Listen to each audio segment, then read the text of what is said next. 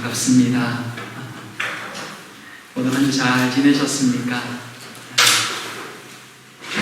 주중에 말씀을 준비하다가 재밌는 걸 하나 발견했습니다. 2004년 7월 29일 사무엘, 제가 보는 책에 사무엘이 파란색 펜으로 낙서를 했는데 그 페이지 위에다가 이렇게 적어놨더군요. 아마 책이 있고 펜이 있으니까 낙서를 했던 모양인데, 그걸 또 아들이 첫 낙서한 거라고 그 위에다가 날짜까지 적어놓고 이렇게 기록했더라고요. 책을 이렇게 쭉 찾다 보니까 맨 밑페이지에 그게 있으니까 되게 뭐라고 할까? 또 옛날 기억도 나고 좀 마음이 좀 새롭더라고요. 그래서 보면서 피식 웃음이 났습니다. 이게 부모와 자녀의 관계구나 라는 게 새삼 생각되더라고요. 하나님께서 우리를 바라보시는, 또 생각하시는 마음도 이렇지 않을까 하는 생각도 같이 해봤습니다. 새롭게 시작하는 또 이 한 주도 하나님 안에서 평안을 누리는, 또 하나님의 사랑을 기억하는 그런 한 주가 되었으면 좋겠습니다. 하나님께서 사랑하는 우리 모든 평안의 가정들을 이렇게 지켜주시길 축복합니다. 오늘 말씀은 지난 시간에 이어서 예루살렘에 당도한 바울 일행의 이야기입니다. 구제헌금을 들고 서둘러 간 예루살렘에서는 어떤 일들이 일어나고 있었을까요? 말씀을 통해서 살펴보며 오늘 우리에게 주시는 말씀은 무엇인지 귀 기울여 듣는 이 시간 되기를 바랍니다. 가이사랴 빌립의 집에서 며칠을 보낸 바울 일행은 이제 예루살렘을 향해 출발합니다. 가이사랴에서 예루살렘까지는 약 100km 정도 되는 한 이틀길 정도의 거리였습니다. 이 본문에 보면 여기에 재밌는 표현이 하나 있는데, 그게 뭐냐면 올라가다라는 단어입니다. 아마 대략적으로 이스라엘 지도를 완전히는 몰라도 위치 정도는 아마 알고 있을 텐데, 위치상으로 보면 가이사랴가 예루살렘보다 왜 위쪽에 있습니다. 근데 본문에서는 가이사랴에서 예루살렘으로 올라가다라고 표현합니다.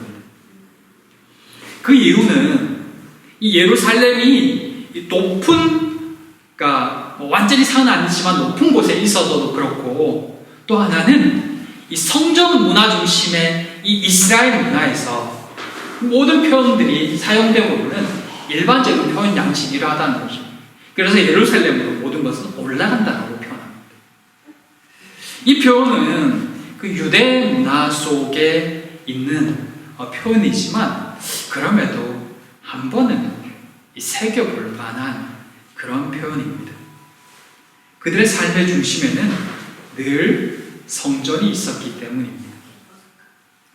그들이 이해하는 성전과 구약적인 하나님, 율법 등 이 여러 가지 부분에 있어서 동의가 안 되는 부분들도 분명히 있지만, 그럼에도 불구하고 그들의 일상 속에 녹아진 성전 중심, 하나님 중심적인 모습은 분명히 그리스도인 우리도 생각하고 또 새겨봐야 할 문제입니다. 우리의 삶도 하나님 중심의 삶이 되기를 소망해 봅니다.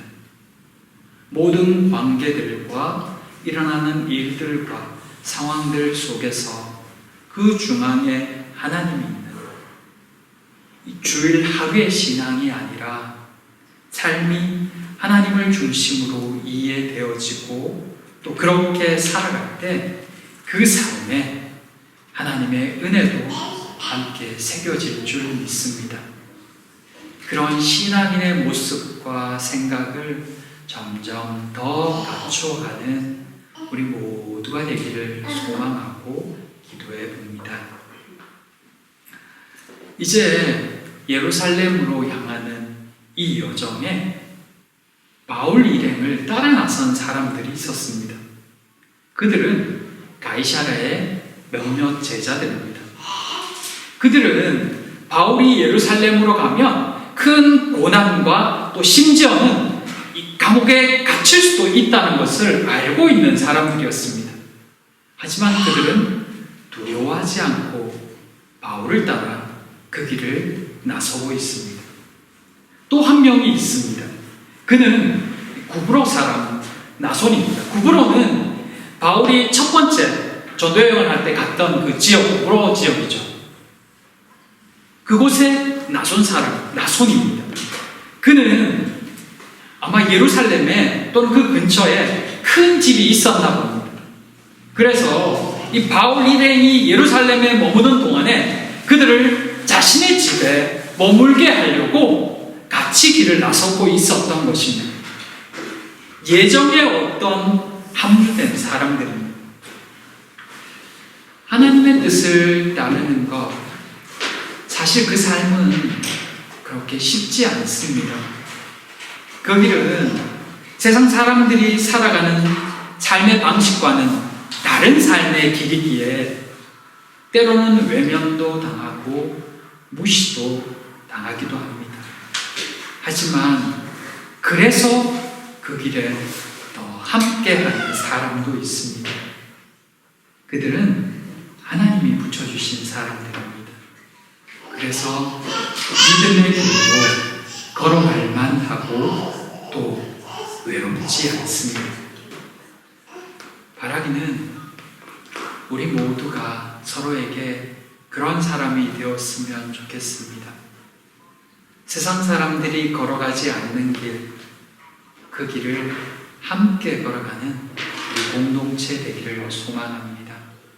서로에게 격려가 되고 도전이 되는, 그래서 그 길을 걸어갈 때 외롭지 않게 해주는 그런 동력자로 모두 설 수 있는 그런 모두가 되기를 소망하고 또 기도합니다. 예루살렘에 도착하니 이제 그곳에 있는 여러 성도들이 바울 일행을 환영합니다. 아마도 바울을 통해 일하시는 그 하나님의 일을 들은 사람들이었을 것입니다. 그리고 바울의 손에 들려있는 그 구제 헌금을 감사한 마음으로 받았던 성도들이기도 했을 것입니다. 다음날 바울은 일찍 야고보에게 갑니다.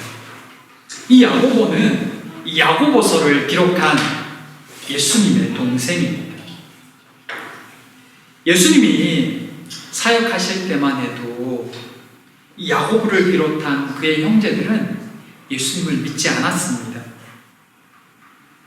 그러나 이제 야고보는 예루살렘 교회의 최고 리더가 될 만큼 신실한 그리스도인으로 성장해 있는 모습을 볼 수가 있습니다. 믿음에 관해서는 누구도 알 수 없다는 것을 이 야고보의 모습을 보면서 새삼 깨닫게 됩니다. 형제 자매를 위해, 가족을 위해 기도하는 것을 잊지 않는 모두가 되시기를 바랍니다. 하나님의 때에 우리의 기도를 사용하여 주실 줄 믿습니다. 하나님께서 사랑하는 우리의 가족을, 우리의 이웃을 속히 믿음의 길로 불러주시고 언젠가 이 야고보처럼 귀하게 사용하여 주시길 소망합니다. 바울은 이 야고보와 교회 장로들에게 그동안 하나님께서 이 자신을 통해서 또 자신의 사역으로 말미암아 어떤 일을 행하셨는지를 고하고 있습니다. 하나님께서 바울을 도우신 것이 아니었습니다. 우리는 간혹 이런 오해들을 합니다. 하나님이 나를 도와주시기를, 하나님께서 나와 함께 하시기를, 하나님께서 내 하는 일에 함께 하시며 나를 도와서 일이 순탄하게 될 수 있도록. 그러나 하나님이 나를 도우시는 것이 아니라 내가 하나님의 손에 사용되는 것입니다. 하나님께서 나를 사용해서 일하신다는 것입니다. 비슷한 표현인 것 같지만 실제로 이것은 굉장히 다릅니다. 누가 그 주체냐가 달라지기 때문입니다. 하나님의 손에 이끌림 받는다는 것은 바로 이런 의미입니다. 자신이 생각하고 스스로 계획하고 혼자 머리 써서 일 다 하고 나서 하나님께서 함께 하셨다가 아니라 처음부터 끝까지 하나님의 간섭하심과 하나님의 인도하시며 맡기며 나아갈 때 나올 수 있는 고백이 바로 이 고백이라는 것입니다. 그의 고백에 예루살렘 교회 리더그룹 모두가 하나님께 영광을 돌리고 있습니다. 그리고 한 가지를 더 이야기합니다. 그것은 예루살렘 교회에 있는 수만 명의 유대 그리스도인에 관한 이야기였습니다. 그들이 그리스도인이 되었지만 또한 율법에도 열심히 하는 것입니다. 그런데 그런 그들에게 한 가지 소문이 들려왔는데 그 소문에 의하면 바울이 이방에 있는 유대인들에게 모세를 배반하고 아들들에게 할례를 행하지 말고 또 관습을 지키지 말라고 했다는 것입니다. 구약에 의하면 그런 말을 하거나 그런 행위를 가르친 사람은 하나님을 모독한 죄로 참남죄로 돌에 맞아 죽어도 할 말이 없는 그런 행위였습니다. 그렇다면 과연 바울이 정말 소문대로 그렇게 행했을까요? 다 틀린 말은 아니었습니다. 바울은 이방인들에게 할례를 요구하지 않았습니다. 예수 그리스도를 믿기 위해서 유대인이 될 필요도 없다고 했습니다. 그리고 유대인의 관습을 지키라고 요구하지도 않았습니다. 그러나 그것은 어디까지나 이방인들에게 가르치고 말한 것입니다. 할례 부분과 이 유대인의 관습에 관한 것은 이미 예루살렘 공의회를 통해서 다 이야기 나누고 결정하는 것입니다. 예루살렘 공의회에서 우상의 제물과 피와 목매어 죽인 것을 금하는 것 외에는 이방인들에게 아무 짐도 지우지 말자고 그렇게 함께 이야기를 나눴기 때문입니다. 그러니 이방인에게 전한 이 바울의 행위는 전혀 문제될 것이 없었습니다. 그런데 문제는 이 소문에 의하면 바울이 이 행위를 이방에 있는 유대인들에게로 가르쳤다는 것입니다. 그게 그들에게 들려진 것입니다.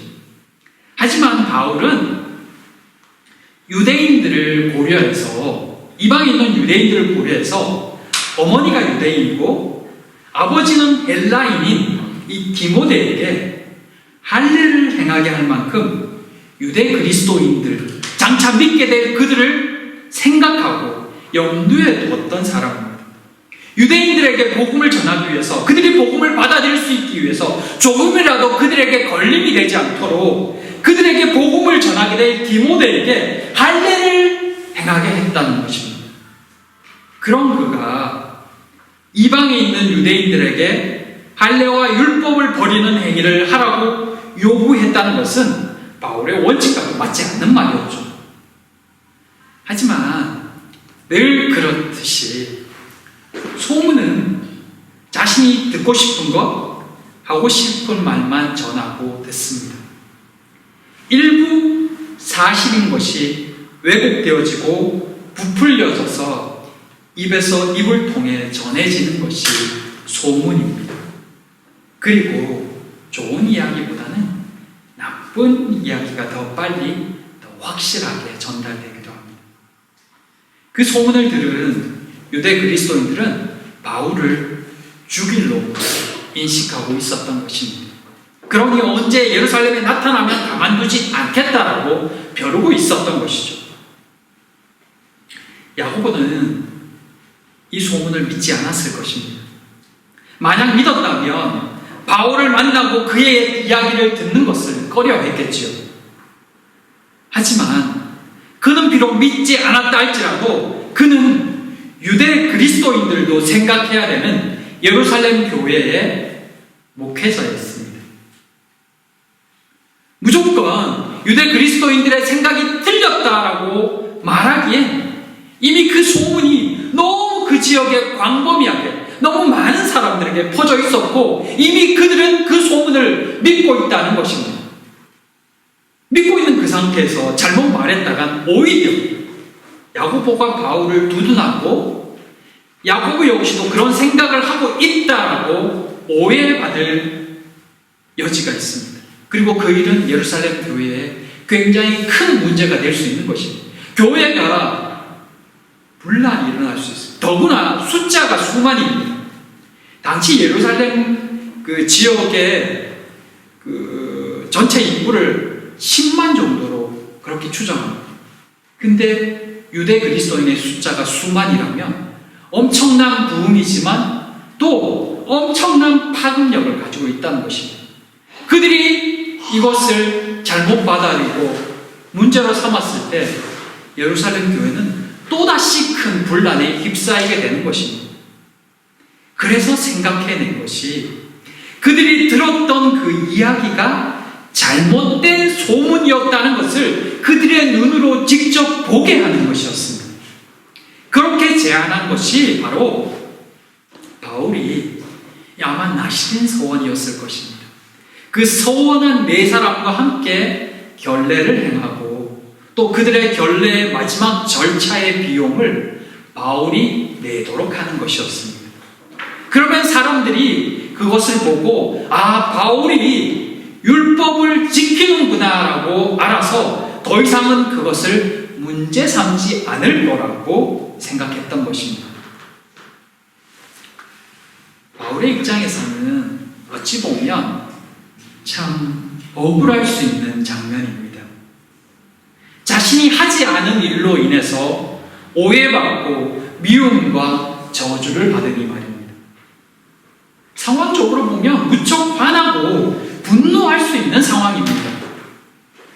더구나 자신은 지금 그 예루살렘 교회를 위해서 이방 교회들을 통해 헌금까지 가지고 왔는데 그들을 돕기 위해서요. 근데 바울은 아무 말 없이 이 예루살렘 교회 리더인 야고보의 제안을 순순히 받아들이고 있습니다. 그리고 따르고 있습니다. 왜 그랬을까요? 바울은 사실 이미 예루살렘으로 올 때 복음을 위해 죽겠다는 각오도 한 사람입니다. 그깟 오해쯤 하루 이틀의 일도 아닙니다. 뭐가 두려워서 사람들의 오해를 풀어주기 위해 이 제안을 받아들이고 있을까요? 더구나 자신은 예루살렘 교회를 위해 헌금까지 가지고 왔는데 또 그 먼 길을 찾아왔는데 환영보다는 싫어하고 미워하는 사람이 수만이라는 이야기를 들었으니 더러고 치사해서 나 간다라고 말하지 않을까요? 그럼에도 바울이 이 야고보의 제안을 받아들이는 이유가 무엇일까요? 그들을 있는 그대로 인정했기 때문입니다.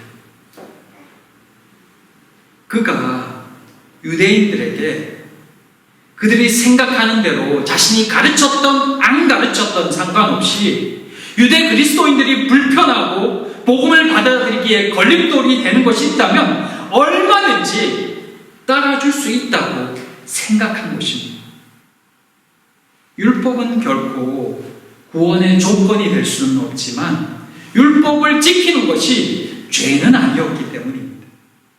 그래서 그들을 있는 그대로 인정한 것입니다. 건강한 신앙이 연약한 자들의 신앙의 양심을 생각할 줄 아는 성숙한 신앙인의 모습입니다. 고린도전서 9장 20절 유대인들에게 내가 유대인과 같이 된 것은 유대인들을 얻고자 함이요 율법 아래에 있는 자들에게는 내가 율법 아래에 있지 아니하나 율법 아래에 있는 자같이 된 것은 율법 아래에 있는 자들을 얻고자 함이라. 이미 그리스도인이 되었지만 여전히 율법을 지키는 것이 더 편한 이들에게 굳이 그것은 낡은 관습이니 따르지 말라고 강요할 필요가 없는 것입니다. 율법주의가 나쁜 것이지 율법은 하나님의 백성으로서의 구별된 삶을 살도록 도와주는 하나님이 주신 규례이기 때문입니다. 율법을 구원의 필수 조건으로 주장하지만 않는다면 율법을 지키는 것 또한 문제가 없다는 것입니다. 예를 들어 예수 그리스도를 믿으면서도 혹 안식일을 지킨다는 이유로 안식일 전날에 불을 미리 켜놓는다 한들 그게 무슨 문제이겠습니까? 초막절에 초막을 쳐놓고 지낸다 한들 그것을 굳이 그거는 옛날 거야 신앙이 틀렸어라고 따질 필요가 없는 것입니다. 그들도 모두 예수 그리스도가 필요한 사람들이고 또 예수 그리스도를 믿는 사람들이기 때문에 그들이 예수 그리스도를 믿지 않는다. 그들이 복음을 받아들여야 할 사람들이기 때문에 주중에 치과를 다녀왔습니다. 위쪽에 이쪽 어금니가 자꾸 아파서 할 수 없이 치과를 갔습니다.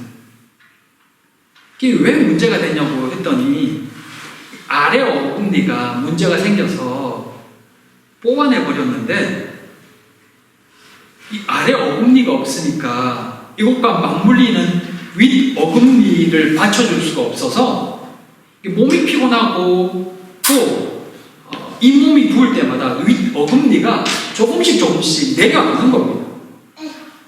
아래 게 있으면 이게 받쳐서 꽉 맞물려 줄 텐데 이게 없으니까 잇몸이 부으면 밀려서 자꾸 내려오는 겁니다. 어찌어찌 치료해서 약 먹고 조금 괜찮아지긴 했는데 의사 말로는 언젠가는 윗 어금니가 빠질 거라고 이야기합니다. 이 받쳐줄 아래 어금니가 없어서 말입니다. 임플란트라도 해야 되나 물어봤지만 이미 많이 빠져 있어서 그것도 쉽지 않다고 말합니다.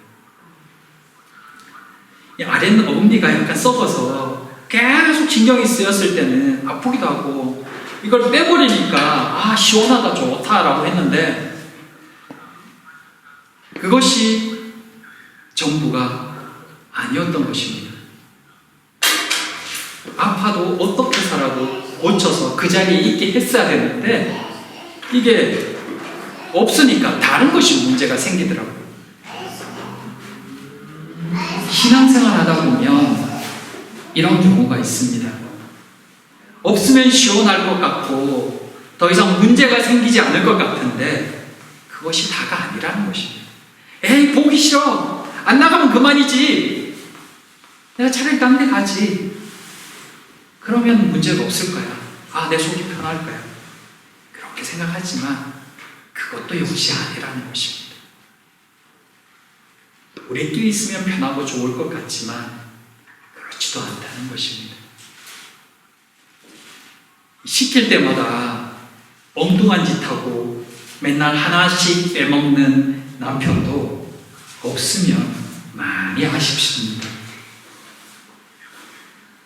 바울이 그렇게까지 유대 그리스도인들의 비위를 맞추는 이유는 그들을 얻고자 합니다.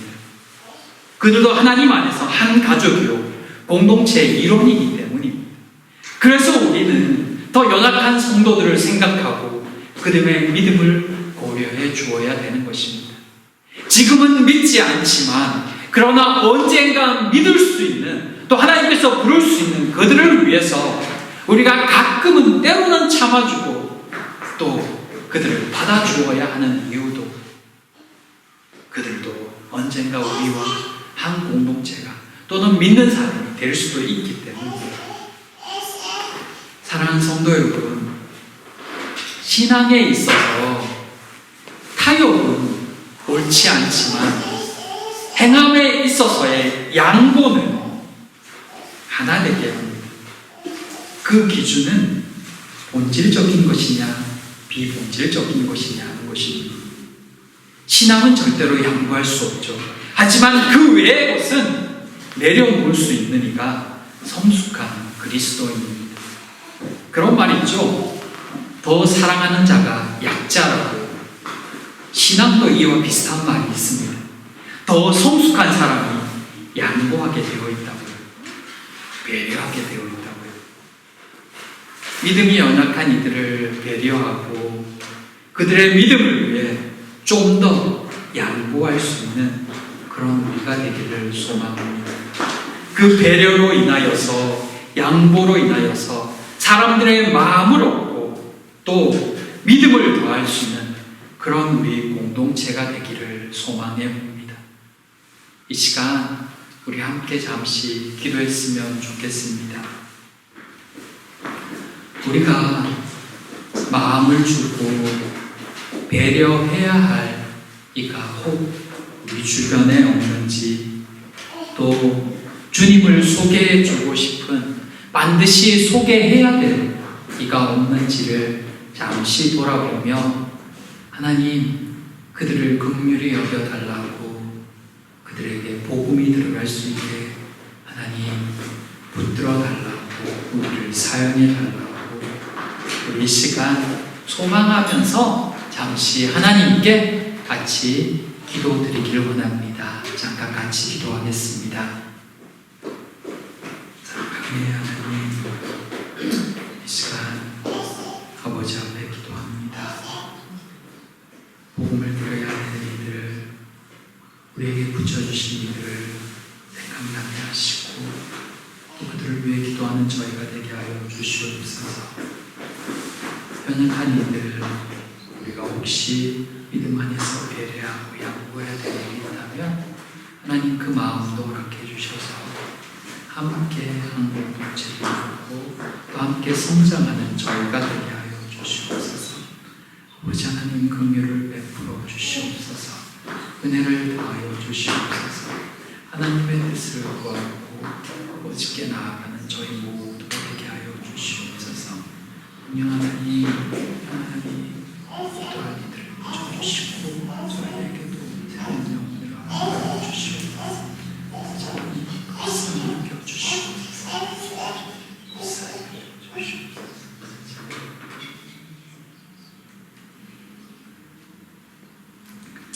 사랑과 은혜의 하나님, 믿음의 길을 함께 걷는 귀한 동력자리 있음을 보게 하시니 감사합니다.